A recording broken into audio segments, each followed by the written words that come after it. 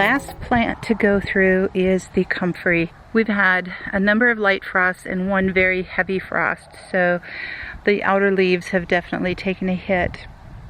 What I want to do is save these leaves, chop them up, and add them to my older beds. So I've started doing that here. I'm trying to sort out the leaves from the stems. I know that the roots will start a new plant immediately, but I'm not sure how the stems do. So at this point, I don't want to take a chance of growing a whole bunch of comfrey plants in my other beds. That would be almost tragic because it would just take over. Now this comfrey plant had gone to flowering, so you can see some of the old flowers here.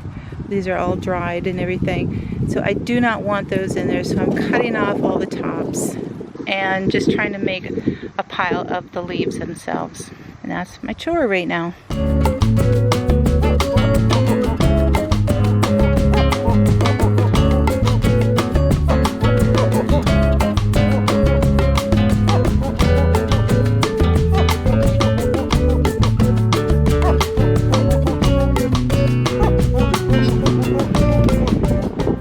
Wondering, well, what is the big deal about comfrey? I keep hearing people talk about it. Well, comfrey is just an amazing plant. First of all, it grows so easily, and really it grows in any climate. I think that I know the deep south can grow it. Up here in the north we can grow it. It grows in the fields, it can grow in your garden. It takes very little care, and it does an amazing job. The leaves look like this. They're nice and big. Now the nickname for comfrey is bone knit, and its most famous qualities are that it can help repair and restore bones in the way of like bone fractures, you know, different ailments that you would have to do with your bones. Really undocumented by the medical society. It's supposed to even help cancer too. But the beautiful thing with a leaf like this, now I can do it two ways for this, and I've used it before for like tendinitis, if my wrists get really sore, even for arthritis, that type of thing. So you just take a leaf like this, you know, break it off, break the stem off. And then, so you want a fresh one. Now this one is kind of old, it's kind of dirty and chewed up a little bit, but if you have dirt on your leaf, maybe just rinse it off with some cool water in the faucet. But then you want to take a pot of hot boiling water. You can dunk this in for about 15 to 20 seconds or something in some water that had just been brought to boiling, and you take it out and then you wrap it around whatever area of the bone you need, and you can use like as many leaves as you need to cover it. Let's say you've got your calf or something, your fibia that needs some healing or whatever, and you want several leaves, so you just wrap it around there. So what the boiling water does is it helps to kind of ignite those properties that are in there, gets them going, and then you wrap it around. You want the fuzzy leaf side down, and because it has some really sharp spines, so you want the spine out. So you put the leaf side down and you wrap around however much you need, and then you take some like plastic wrap or a plastic bag or whatever and wrap it around so it can keep the moisture and the heat in, and then leave it on for about a half an hour. You can do that for a number of things. My youngest brother, a few years back, broke his foot. He was in a cast for a while and it just wasn't healing, and then he had to have another cast and it wasn't healing. So it was like 3-4 months had gone by, maybe even longer. Finally I was like, you know what, let's just start wrapping your foot in comfrey leaves every night, and let's just take care of that. By the time he went back to the doctor the next time, he was healed. He didn't need the boot anymore, didn't need a cast or anything. So I think it just really helped to do that. Other than putting this in boiling water and wrapping it around, another way that you can do it is put the leaf right in the boiling water and then let it sit for 30 or 40 minutes or something, so that it steeps in there, and then you can create this comfrey tea. Now you don't want to drink it. There's debate on whether or not it's healthy for you, but I tried it at one point in time, and it really kind of messed up my insides, so I don't recommend that you drink it at all. But anyway, you can make this tea, whether it's 2 or 3 cups worth or whatever, and then you can save that and use it for several days. You can put a cloth in it, you can put paper towels in it or something, and then use those to wrap whatever part of your body and your bone that you need to, and then still wrap it with plastic and everything. But then you don't have to use the leaf. You've got the infused tea with a cloth that is right around there. Now it's probably not quite as potent as using the leaf itself, but it still works really well. And then when you're done with it for the day, you can just put it in the refrigerator overnight, and then when you need it again, take it out, heat it back up, and put a new poultice on, that type of thing. When you're using the fresh leaf, because it's very fibrous and there's little, it's fuzzy, but there's like little hairs on it and everything, it can be irritating to your skin. So you want to be careful with that. And that's why you don't leave it on any longer than a half an hour. Do be careful with that. So it can be a skin irritant in that way. Another way you can do it is throughout the summer when you've got gorgeous leaves and they're doing really well, is to bring them in and dehydrate them. I usually keep a couple half-gallon jars tucked away of dehydrated leaves, and you just put them in your dehydrator until they're fully dry. You want to store them whole, because then you can also, again, put them in boiling water for a little bit, and it softens them all up. They're going to be like a darker brown or something like that, but it'll soften them up, and then you can wrap yourself again too in the middle of winter when this isn't growing. A lot of different uses.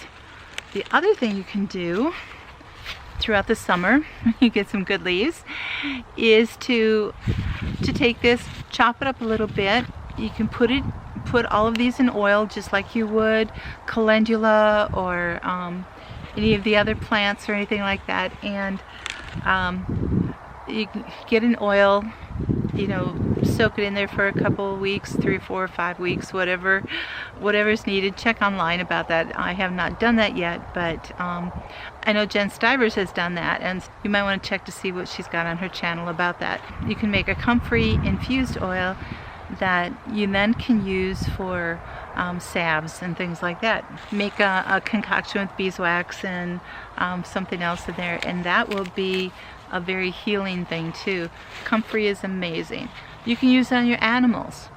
Say your horse has some leg trouble and stuff like that, and is it called a forelock? I don't know. It's been a while since I've been around horses. We had them when I was a teenager. And your dogs and any of your animals that have sore legs or anything like that, wrap these around them, and it's a good natural remedy there. So I am going to finish up this plant, and then I'm going to show you how I need to cut it back so that I can keep it contained within this particular bed that I have, because it's something that I really need to cut back every winter. Okay, I've got all of the comfrey cut back, and you can see that these stems are extremely close together. They're really packed in here. These are still looking good over here. I'm going to cut through and dig out all of this, because first of all, it's packing right up against the bed here and getting really crowded. And I want it to kind of move this direction a little bit. So if I cut out all this and leave these little nodes, it'll be set for next year.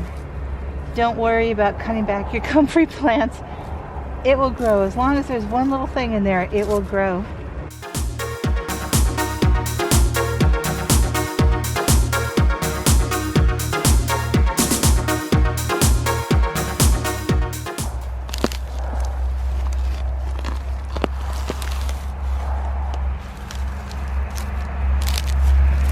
If you have a friend, somebody you know that needs some comfrey, just give them a chunk like this and they will be able to start their own plant.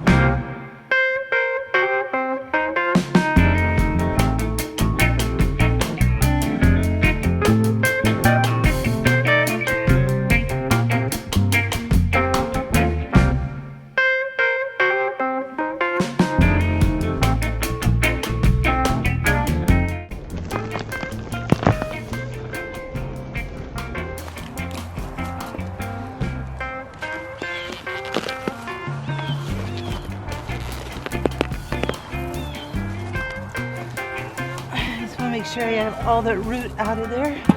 You can even start a plant from just a section of root like this.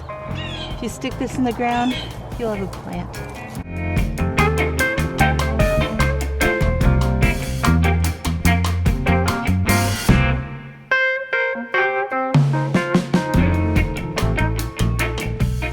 Okay, my comfrey bed is done and ready for next year.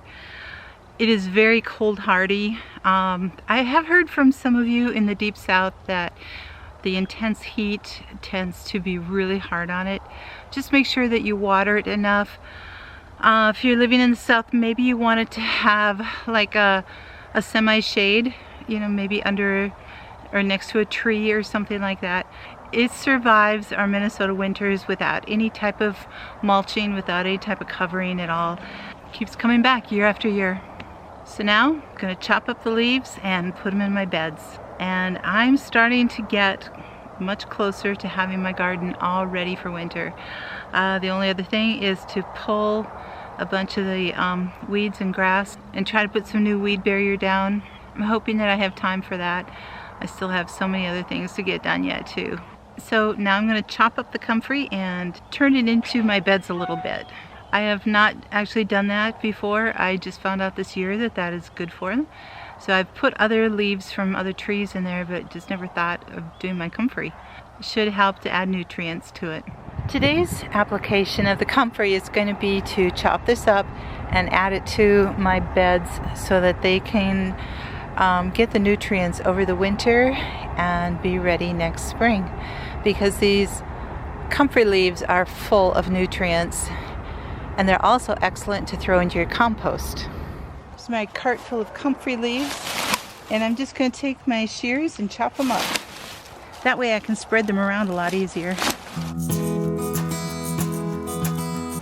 Not only will I be able to spread them around easier, but they'll decompose more quickly too.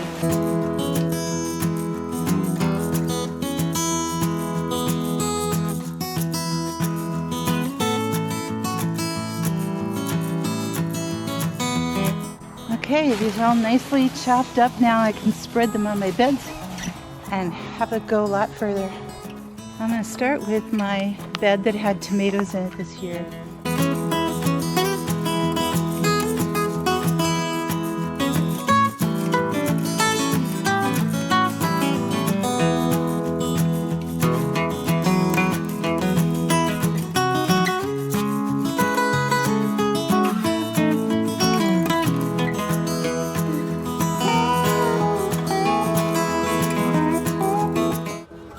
So I've got comfrey spread in some of my other beds. Way in the back there, and then these two. And the tomatoes I already did. And then in this one. So I just need to turn the soil over in those so that the leaves don't blow away when they start drying up, because I want them to get into the soil.